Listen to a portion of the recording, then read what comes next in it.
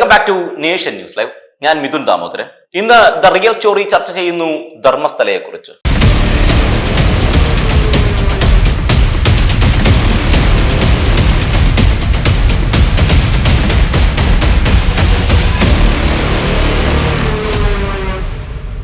കഴിഞ്ഞ ദിവസങ്ങളിൽ ധർമ്മസ്ഥലത്തെക്കുറിച്ചുള്ള വാർത്തകൾ സംപ്രേഷണം ചെയ്തിരുന്നു. ഓരോ ദിവസവും ധർമ്മസ്ഥലത്തെക്കുറിച്ചുള്ള പുതിയ വെളിപ്പെടുത്തലുകളാണ് വന്നുകൊണ്ടിരിക്കുന്നത്. ഏറെ ഭീതിജനകമായ വെളിപ്പെടുത്തലുകൾ. പത്മലത എന്ന വിദ്യാർത്ഥിനിയെ കുറിച്ചും ജോയ് എന്ന കടയുടമയെ കുറിച്ചുമാണ് ഇന്ന് ഈ വീഡിയോ സംപ്രേഷണം ചെയ്യുന്നത്. പത്മലതയെ കൊന്നത് മഞ്ജുനാഥ ക്ഷേത്ര ട്രസ്റ്റ് ഭാരവാഹികളുടെ അറിവോടെ എന്നും കൊലയ്ക്ക് കാരണം കമ്മ്യൂണിസ്റ്റുകാരനായ പിതാവിനോടുള്ള വൈരാഗ്യമെന്നും സഹോദരി പറയുന്നു. ധർമ്മസ്ഥലയിൽ മൃതദേഹങ്ങൾ കൂട്ടത്തോടെ മറവ് ചെയ്ത ആരോപണത്തിൽ കൂടുതൽ വെളിപ്പെടുത്തലുകളാണ് ഓരോ ദിവസവും പുറത്തു വരുന്നത്. ഏറെ ഭീതി ജനിപ്പിക്കുന്ന വെളിപ്പെടുത്തലുകൾ. ധർമ്മസ്ഥലയിൽ മൃതദേഹങ്ങൾ കൂട്ടത്തോടെ മറവ് ചെയ്ത ആരോപണത്തിൽ കൂടുതൽ വെളിപ്പെടുത്തലുകളാണ് നാം കേട്ടുകൊണ്ടിരിക്കുന്നതും. അതിൽ ആദ്യത്തേത് പത്മലതയെ കുറിച്ചാണ്. SDM കോളേജ് വിദ്യാർത്ഥിനിയായിരുന്ന പത്മലതയെ കൊലപ്പെടുത്തിയത് മഞ്ജുനാഥ ക്ഷേത്ര ട്രസ്റ്റ് ഭാരവാഹികളുടെ അറിവോടെ എന്ന് സഹോദരി ഇന്ദിര മാധ്യമങ്ങളോട് പറയുന്നു. കമ്മ്യൂണിസ്റ്റുകാരനായ പിതാവിനോടുള്ള വൈരാഗ്യമാണ് കൊലപാതകത്തിന് കാരണമെന്നും ഇന്ദിര വെളിപ്പെടുത്തുന്നു. തെരഞ്ഞെടുപ്പിൽ മത്സരിച്ചതും വൈരാഗ്യത്തിന് കാരണമായി. കുറ്റവാളികൾ ഇനിയെങ്കിലും ശിക്ഷിക്കപ്പെടണമെന്നും എന്നാൽ അവർക്ക് കേന്ദ്രത്തിൽ വരെ പിടിപാടുണ്ടെന്നും സഹോദരി ഇന്ദിര പറയുന്നു. 1986 ഡിസംബർ 26 പത്മലതയെ കാണാതാവുന്നു. 2ാം വർഷ PU വിദ്യാർത്ഥിനിയായിരുന്നു. ഒരു ദിവസം കോളേജിലേക്ക് പോയ പത്മലത തിരിച്ചു വരുന്നില്ല.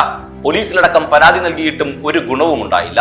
തുടർന്ന് ദിവസങ്ങൾക്ക് ശേഷം പത്മലതയുടെ നഗ്നമായ രീതിയിലുള്ള അസ്ഥികൂടം കണ്ടെടുക്കുകയായിരുന്നു. അങ്ങനെയാണ് ഇന്ദിര ഓർക്കുന്നത്. കോളേജ് കഴിഞ്ഞ് വീട്ടിലെത്തേണ്ട സമയമായിട്ടും വരാത്തതിനാൽ അച്ഛൻ തിരഞ്ഞു പോകുന്നു. ബസ് സ്റ്റാൻഡിൽ പോയി അന്വേഷിച്ചു നോക്കിയപ്പോൾ ബസ് ഇറങ്ങിയിട്ടുണ്ടെന്ന് അറിയുന്നു. അച്ഛൻ കമ്മ്യൂണിസ്റ്റ് പാർട്ടിയുടെ അംഗമായിരുന്നു. പാർട്ടിക്കാരുമായി എല്ലായിടത്തും തിരഞ്ഞു. പോലീസിൽ പരാതി കൊടുത്തെങ്കിലും അവർ കേസെടുക്കാൻ തയ്യാറായില്ല.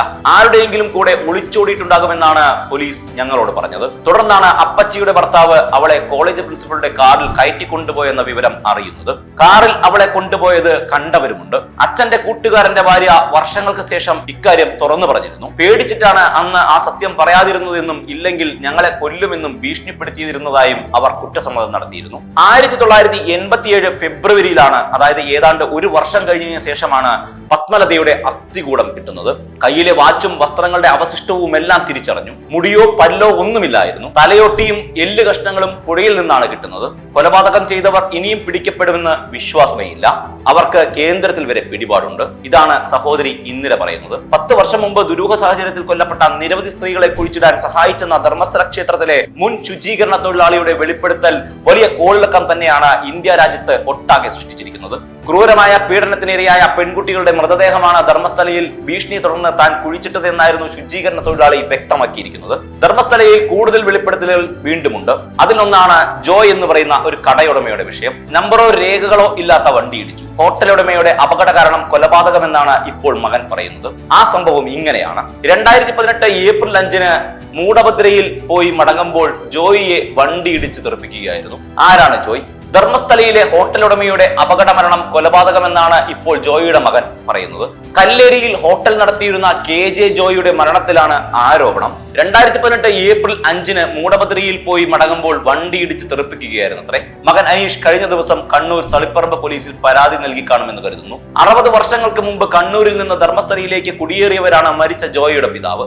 അവിടെ 50 ഏക്കർ സ്ഥലം വാങ്ങുകയും 23 ഏക്കറിന് പട്ടയം നേടുകയും ചെയ്തു. ആ സ്ഥലം ക്ഷേത്ര ട്രസ്റ്റുമായി ബന്ധമുണ്ടായിരുന്ന ആളിന് വിൽക്കുകയും ചെയ്തു. 27 ഏക്കർ ഭൂമി സൗജന്യമായി എഴുതി നൽകണമെന്ന് ഭീഷണിയും ഉണ്ടായിരുന്നു. ഇതിനിടയിലാണ് ജോയ് വാഹനാപകടത്തിൽ മരിക്കുന്നത്. ധർമ്മസ്ഥലയിൽ നിന്ന് 4 കിലോമീറ്റർ അകലെയാണ് ഹോട്ടൽ നടത്തിയിരുന്നത്. കല്ലകണ്ടിയിൽ 50 ഏക്കറെങ്കിലും സ്ഥലമുണ്ടായിരുന്നു. 23 ഏക്കർ പട്ടയ സ്ഥലത്തിന് വേണ്ടി വലിയപ്പനെ കൊണ്ടുപോയി അടിച്ചിട്ടുണ്ടെന്ന് പപ്പ പറഞ്ഞു കേട്ടിട്ടുണ്ട്. മകൻ ഇതാണ് മാധ്യമങ്ങളോട് പറയുന്നത്. അപകടമുണ്ടാക്കിയ ജീപ്പ് പിന്നീട് പോലീസ് കണ്ടെടുത്തെങ്കിലും അതിന് നമ്പറോ രേഖകളോ ഇല്ലായിരുന്നു. സാക്ഷിമൊഴികൾ ക്ഷേത്ര ട്രസ്റ്റ് അംഗങ്ങൾക്കെതിരെ ആയിരുന്നെങ്കിലും പോലീസ് അതൊന്നും മുഖവിലക്കെടുത്തില്ലെന്നും ജോയിയുടെ മകൻ പറയുന്നു. കേസ് പാതി വഴിയിൽ നിന്നു പോവുകയും ചെയ്തു. ഭീഷണി ഭയന്ന് ജോയിയുടെ മകൻ താമസം മാറ്റി. ധർമ്മസ്ഥലയിലെ പുതിയ വെളിപ്പെടുത്തലുകൾ പുറത്തു വന്നതിന് ശേഷം വിദേശത്തുണ്ടായിരുന്ന അനീഷ് കഴിഞ്ഞ ദിവസം നാട്ടിലെത്തുകയായിരുന്നു. കേസിൽ പുനരന്വേഷണം ആവശ്യപ്പെട്ടാണ് അനീഷ് ഇപ്പോൾ പരാതി നൽകിയിരിക്കുന്നത് എന്നാണ് കരുതുന്നത്. ഓരോ ദിവസവും ധർമ്മസ്ഥലയെ കുറിച്ച് നിരവധി ആരോപണങ്ങളാണ് വരുന്നത്. ധർമ്മസ്ഥലയിൽ സംഭവിച്ച കൂട്ടക്കൊലയ്ക്ക് പിന്നിൽ ആര്? ധർമ്മസ്ഥല എന്ന ക്ഷേത്രത്തെ ചുറ്റിപ്പറ്റിയുള്ള വാർത്തകൾ സത്യമോ വ്യാജമോ? നിയമ നടപടികൾ സ്വീകരിക്കട്ടെ. നീതിദേവത കണ്ണു തുറക്കട്ടെ. നിയമത്തിന്റെ വഴിക്ക് പോകട്ടെ. സത്യം വിജയിക്കട്ടെ. ഇതാണ് പറയാനുള്ളത്. ഈ വീഡിയോ ഇഷ്ടമായെന്ന് കരുതുന്നു. വീഡിയോ ഇഷ്ടമായാൽ ലൈക്ക് ചെയ്യാനും ഷെയർ ചെയ്യാനും നിങ്ങളുടെ വിലയേറിയ കമന്റുകൾ കമന്റ് ബോക്സിൽ രേഖപ്പെടുത്താനും മറക്കരുത്. മറ്റൊരു വീഡിയോയുമായി വീണ്ടും കാണാം. നന്ദി, നമസ്കാരം.